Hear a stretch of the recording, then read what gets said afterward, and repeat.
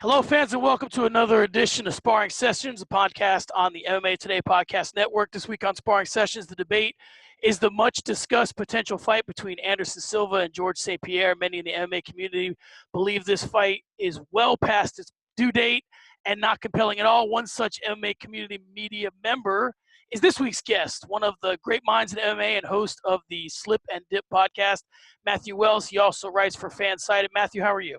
I'm doing great, man. Thanks for having me on. It's just pretty cool topic of discussion that we'll get to go break down here. But thanks for having me on, man. I'm always thrilled to talk some fights, man. It's one of my favorite things to do. So right, you know, it's funny. Everybody always asks me on these shows how you're doing. I'm like, I'm talking fights. What better could there be? So there's a couple of different approaches I want to take in looking at this. First of all, I want to kind of set the bar or set the level of discussion for what a super fight actually is, right? So I'll throw a couple at you. You can dismiss them, or you can, say I believe that them to be super fights, and then we'll talk about. I mean, there's not much debate as to whether or not Anderson or GSP would be a super fight, just as to whether or not it'd be necessary. So some super fights I thought were GSP against Bisping. Obviously, GSP was the retired as a 170-pound champ, came back at 85. Had he never retired, there would have been two champions fighting. Big Nog versus Randy Couture, based on the fact that one was a Pride champion and one was a UFC champion. GSP versus Penn was both with different weight classes. Lesnar versus Couture was, kind of just two huge names. Hendo versus Silva was kind of like a unification bout in a way of Pride and UFC.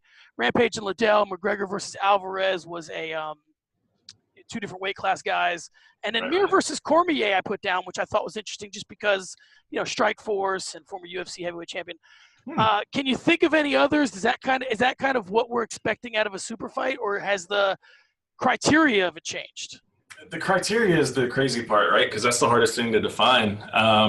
For me personally, I'd like to think of a super fight as a champion versus champion. Obviously it's going to be one guy moving up, so one guy is going to have to, bite that bullet of, having to fight a bigger guy, which makes it a super fight. Of course, then you can also define it as just two huge names meeting to fight each other, whether they have belts or not, and that's kind of the hard thing to figure out. But personally, I lean towards the side.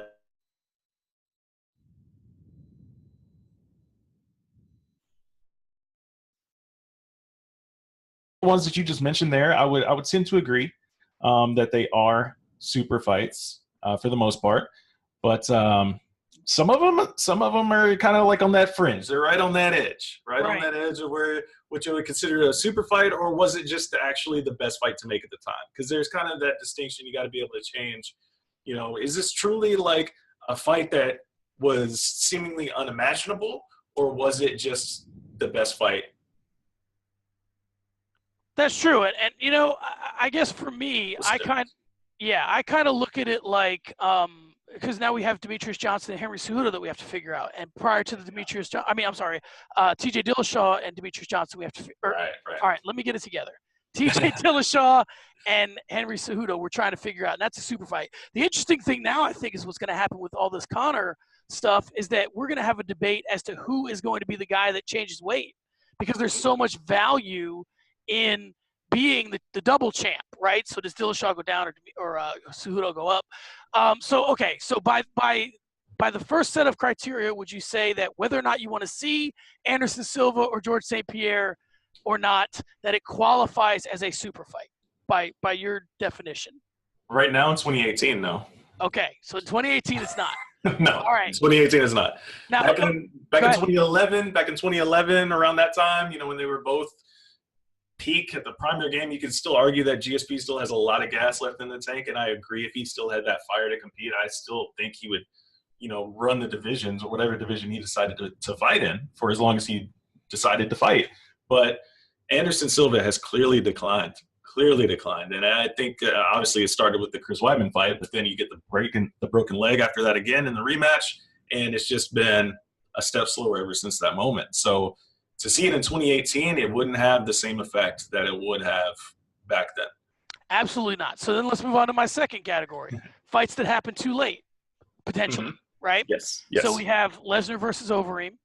We have, and I only put that one in there because of Brock's bout with diverticulitis that happened after that. So that's why that made the list. Chuck Liddell and Vanderlei Silva. Hendo versus Shogun. Hughes versus Gracie. And Shamrock and Ken Shamrock and Don Fry in Pride. Now, here's why I bring this up. And Matthew, I'll tell you right out front, it's super loaded. It's a super loaded list because all these fights were good.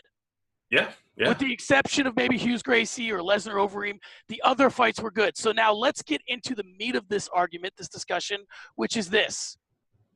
I have a theory that this fight is better now than it would have been in 2011 because Anderson was so much better than GSP in 2011, and that's why GSP didn't want to fight him in 2011.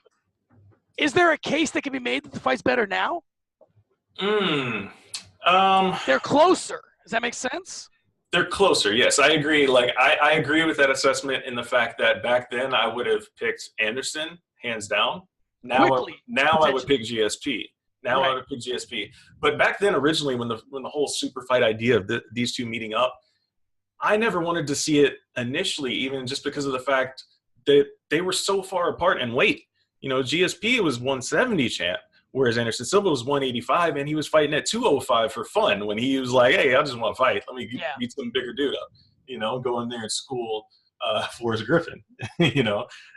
It's back then, I just didn't want to see it because I'm like, no, Anderson's just way too big.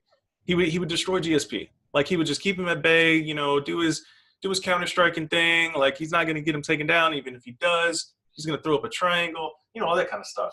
Right. Now, I think GSP would be able to get him with the wrestling. And I think it wouldn't be nearly as close because Anderson has definitely lost that step. Right, and a common opponent they have is Michael Bisping. Anderson looks much better against Michael Bisping. You can make an argument. I mean, he knocked him out. Controversial fight. Controversial. Right? Yes. Yeah, so then he looked much better, and then GSP went in there and wiped Bisping out. So that's their common opponent. Now, in terms of them being a little bit past it, here's what I'll say to that. We're not talking about Royce Gracie and Ken Shamrock and Bellator here, Matthew. We're talking about, you know, these guys are kind of near it, right? I mean, how was that fight? That was amazing. Yeah? God, I'm jealous. So what – I mean, I get what – okay. So now basically the point is I presented my argument, right? These are all the reasons why I think – actually, I'll give you one more and then we'll get into – I want to know your counter argument to it. Okay. So let's look at the top 15 in – the middleweight division. Okay. All right. So it starts with Christoph Joko, Elias Theodoro, that's 15-14, Uriah Hall, Thiago Santos, Antonio Carlos Jr. is number 11. Brad Tavares is ranked number 10. So starting with 10, you have Tavares, Adesanya, Paulo Costa, David Branch, Derek Brunson, then you start to get into Jacare, Kelvin Gastelum, Weidman, Rockhold, Romero, Whitaker. Now, these two, you can make a case maybe GSP belongs in the top 5 just because he held the belt. But you can make a case that Anderson doesn't. But are they not – this is the other crazy part, Matthew, why I love this fight so much. Is it not a relevant fight in the division? If they were both active fighters and you threw them both back in the division, would they be so far apart ranking-wise that it wouldn't make sense? Where would you rank Anderson if he was an active fighter? If Anderson was an active fighter – I would have to put him somewhere between 8 and 10, I think. Okay. GSP would probably be a little bit higher than that, maybe around 3 or 4. Okay. So if Chris Weidman fought David Branch, would you hate that fight that much? No, I would actually love that fight. So this is what we're talking about here, Matthew. We got two guys. So it makes sense in the division. It draws money.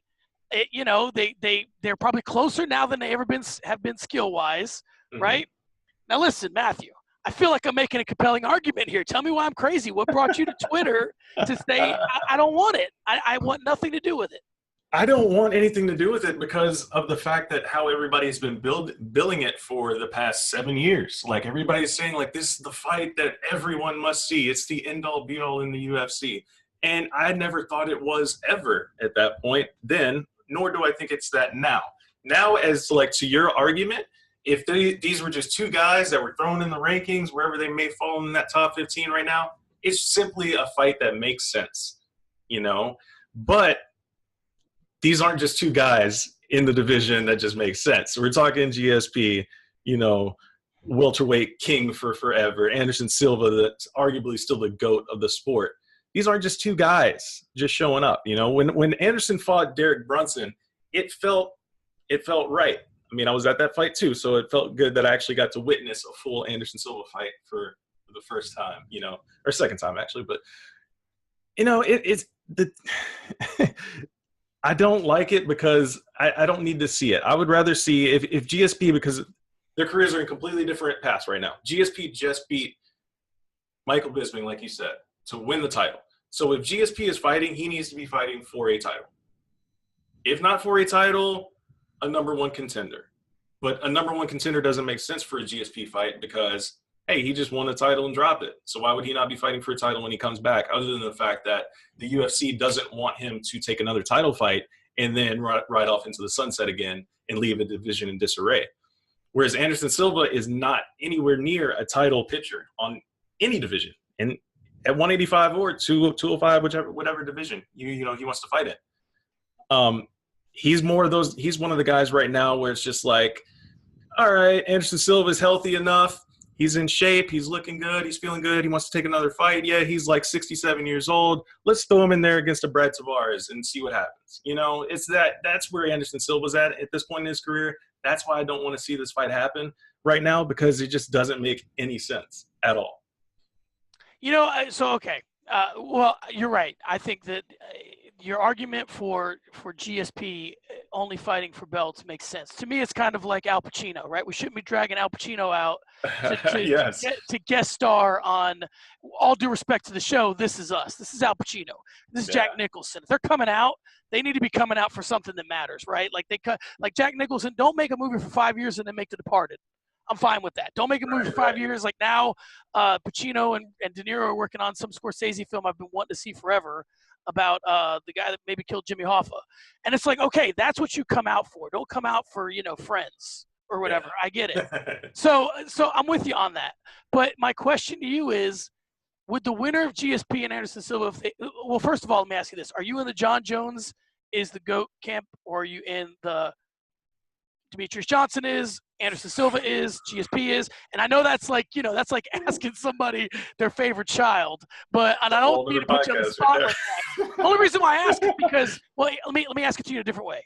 If Anderson Silva and GSP fought at MSG in November, for example, would the winner of that be the greatest of all time, you think? No. Okay, and I'm glad you said that, because it speaks better to your argument, which was, I said, well, maybe that's worth coming out for. Maybe that's a title in and of itself. For sure. So you have some continuity with your argument, Matt. Yeah. So yeah, I get you that if GSP's not coming out for something that's relevant, you know, I agree with you a little bit in the super fight thing. Like a super fight, I think, is like a great song. It doesn't matter what year someone views it. Like if my son's 5 years old, when he's 15, if I tell him that these two people fought, he should be like, they fought? That's a super, or, you know, I should be able to say in a sentence why this was a super fight, you know? And if it requires a lot of explanation, now I think GSP and Anderson fit that bill. But Matthew, and I'll let you continue your argument, but this is what the most important thing is, okay? And I don't want to get off on a tangent here, but Matthew, listen, I'm sitting on these, okay? This is your Anderson Silva, which I got at not a bad rate, okay? Oh, that's an awesome price. I got GSP, right? Yeah, I'm sitting on these. I gave them to my nephew. He couldn't give a shit. He doesn't like MMA. My sister gave them back. So now they're for my son. My son, you know, they're all wrapped up and ready to go. And, you know, I want to strike when the iron's hot, Matthew. I'm trying to put this kid, you know, in college someday. I want to take the money off of these when they fight each other, invest it, and then maybe we can make some moves, you know? I mean, is that not reason for them to fight? Like, get my shit on eBay or no? I see it. I think they're more valuable, you know, without the pass crossing, you know? All right. It's exactly like nobody will know who wins. Yeah, right, so, I mean, it's to keep that mystique up, you know? The mystique. This is one of those where it's so far past the timeline for me Just keep the mystique. Just have the what if conversation. It's great bar talk that can live on forever. And I agree. What would happen if Roger Clemens pitched to Babe Ruth? All that, I get it. Exactly. So a couple of follow-up questions, because I've always wanted to put somebody on the spot like this. So okay. Prepare yourself. First of all, what do you think? I mean, listen, even though you don't want to fight, you're a realist. I would imagine most MMA writers are, for the most part. What kind of money does a fight like this do? I mean, buys-wise, you think? Ooh, in 2018, it depends on what else is on the card. Okay. We're talking pay-per-views. I could see them doing one title fight and then have this as the co-main event, which is crazy to think. GSP versus Anderson Silva. How's that a co-main? You and I couldn't be further apart on this. I can't believe you're trying to build the card up, Matthew. I think it's a million buys with just these two guys. Oh, you're the perfect guy to argue with this. Oh, no. It doesn't do a million. It doesn't do a million. Yeah, I think just the two of them? More like 300,000. That's where it's at. That's where it's at. It's 300,000 max. If it's a Conor card and you put that on there, I mean, obviously Conor's carrying the bulk of those pay-per-view buys. So right. I don't see it doing that much in today's climate, man. I just don't. Wow. I guess I kind of get it. Wow. So, this is a question I wanted to ask earlier. I forgot, so I'll hit you with it now. Is this our Mayweather-Pacquiao? Like, we waited so long for that fight, and then now – and they did it, and everybody hated it. So, I think Mayweather-Pacquiao is the strongest I mean, you've made a very compelling case. I'm not trying to say the thing I say is the best part of your argument. You've had some good points. Had some great points, man. No, I'm just saying. I'm not saying I'm making your best point. You've made some fabulous points yourself. But I think Mayweather-Pacquiao is a really solid argument against this fight. No, I think it's a good comparison. It's a good comparison. But I mean, and the reaction to it. Do you know what I'm saying? Like, people waited forever for that. They waited too long, and the fight everybody hated it. But the difference is we finally got it. We finally got it. And this one, I don't think we ever will get. I don't think it's ever going to happen. I don't think it's ever going to happen. And that's unfortunate. Because at the end of the day, if the UFC announced next week, hey, GSP and Anderson Silva is going to happen in December to close out the year, I'd be like, all right, I guess I got to watch. I'm not going to not watch it. But I mean, just like with so many other matchups that they put together, it's like, really? This is what we're doing? All right. I'm still going to have to write an article or two about it or, just talk about it on the podcast. It's going to have to happen. Right. Well, and that's what it comes down to a lot of times. I mean, I think that as media members, we try and take our stances, and we try to say, listen, this is not, CM Punk is a huge example where people are like, or Greg Hardy would be another example where people want to come down on a certain side of something. And not to compare Greg Hardy to this Anderson and GSP, but I'm just saying that when you're like, maybe as a media member not bought in, and you're like, okay, to what responsibility do I have here to cover this? A lot of female journalists are wrestling with that with Greg Hardy. Like, do I watch? Do I not watch? What do you think of it? But moreover, with this one, I at least am glad that you've conceded to me that you'll watch the damn thing, Matthew. Of course. I'm at least glad that you watch every card. I watch every card. I watch everything. That was going to be my next question. I was going to be like, you better do a Periscope the night of this fight if it happens, whatever the hell else you're doing, because I would love to know what you find more fascinating than this. Oh, man. I would be on Twitter, doing play-by-play like I normally do, everything, posting the GIFs and whenever something funny happens. That's every time. Every par time. for the course. So, all right, let me ask you this. Are you more – I think this is a pretty obvious question, but I'll ask it anyway. GSP and Conor or Anderson and Conor, which would fascinate you more? And which do you think is more likely to happen? I think GSP and Conor is pretty lined up, right? Yeah, GSP Conor would definitely be I think that would be the biggest super fight you could possibly make in terms of a fight that nobody really thinks will ever happen at this point. Right. Nobody really sees GSP to come back. I mean, there's some compelling things you could do with that because GSP has talked about wanting to go down to 155. And then they could also use it to open up the 165 division as well. That's been rumored a lot. Kevin Lee's been calling for that for years. Why not do it? It makes sense to have 10-pound weight class increments. Shift the 85 or shift the 70 to a 75, 85. And then do a 95 or if you want, or just go up to 205. But it just makes more sense. And I think GSP Conor would be huge. Again, because it goes back to my earlier point that GSP is still in that title contention. And if Conor goes out there and waxes Khabib, like some people think he will, I don't think he'll wax him, but I think Conor will win the fight. I'm tired of not definitively saying that Conor will win fights. I've always been on the fence, you know.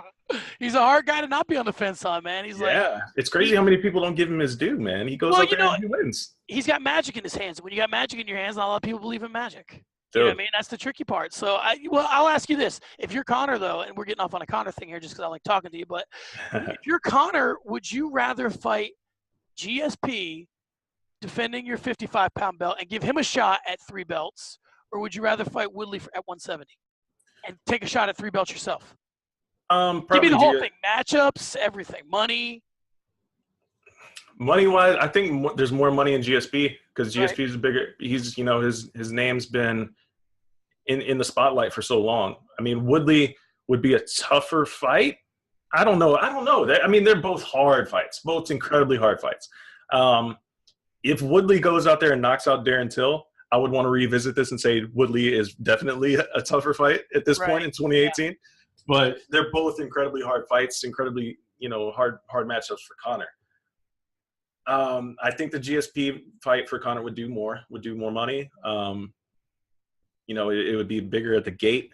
You throw that in Vegas, throw it in New York, wherever you want to throw it in. It's going to sell out. Put the prices at $10,000 a ticket. You might be able to sell a few in the front row for that much. Yeah. You know, that would be the biggest fight. I mean, Conor versus Woodley, that would just be one where I would like, man, how does that play out? You know, yeah. Woodley's a bigger dude. I think Woodley would get it done. But it would still be fun to see, I think. It would, and I think it's fascinating because stylistically, the GSP wrestling is interesting for Conor, but the other part of it is I don't think Conor's ever faced anybody like Woodley who's looking to counter, and Conor will walk you down, and I don't know that he wants to walk Woodley down. I think that might be a bad idea. So I would honestly, and knowing Conor and the way that he kind of straddles that line, I'd be scared with that Woodley fight for the pre-fight stuff, man. I think he'd say something he probably wished he hadn't. Just trying to get some eyeballs. I'm like, because he kind of rode that line with Floyd, where a couple of times he had to play the like, I'm Irish, man. You know, you say, boy, it's not a big deal like it is in the States. I think he'd be riding that line, man. That's tricky. You know, I think that I think there'd be juice there. I think him and Woodley. I think he could bring out of Woodley. I think Woodley sees himself a certain way. I think Woodley's like DC in this respect. He sees himself in a way that the rest of the world does not. And I think that, like, I don't think everybody's has bought into Woodley being, like, good-looking, cool, good dresser, cocky. Like, not everybody's has bought into that as Woodley is. Right. And I think that Conor could bring that out of him. I think that he could bring it out of him. I agree. And there's something there already from the weigh-in when they both Conor stared at him, what's up? And it was like, what's up? Yeah, exactly. And that was it, you know. So that would be part of the promo package right there. It's already there. Of course. And you know what's funny, man? Like the thing you gotta love about Conor, man. Chael used to do this. It's like the guy's sitting on like 5 fights that are just waiting for him, you know, just because he fought. Like I think that when they said that the problem with him fighting Nate was that he was too big, I'm like, too big. Now it shows he's willing to go to 70. So he's sitting on Woodley. He's sitting on Khabib. He's sitting on a rematch with Holloway because Holloway's talked about moving up to 55 if he's okay. He's sitting on what was the other one I was just thinking of? I want to say Covington. Like Conor's sitting on a lot if he wants it. You know what I mean? Just because he's shown a willingness or an ability to go up to 170. Yeah, all right, go ahead. I'll give you. I was just gonna say that Conor, you know, he's at a point now though where the UFC is gonna have to come out of their pockets to whatever matchup they put him in. So it's going to have to make a lot of sense for the UFC to profit back off on. That's why it's only going to be huge names like a GSP, like a Woodley, like those type of huge name matchups going forward. Well, and this is the part of Conor's career, and this is how great a fighter and important a guy Conor is. This whole thing started with GSP and Anderson. We're talking about Conor. So that's how important he is. That's how it works.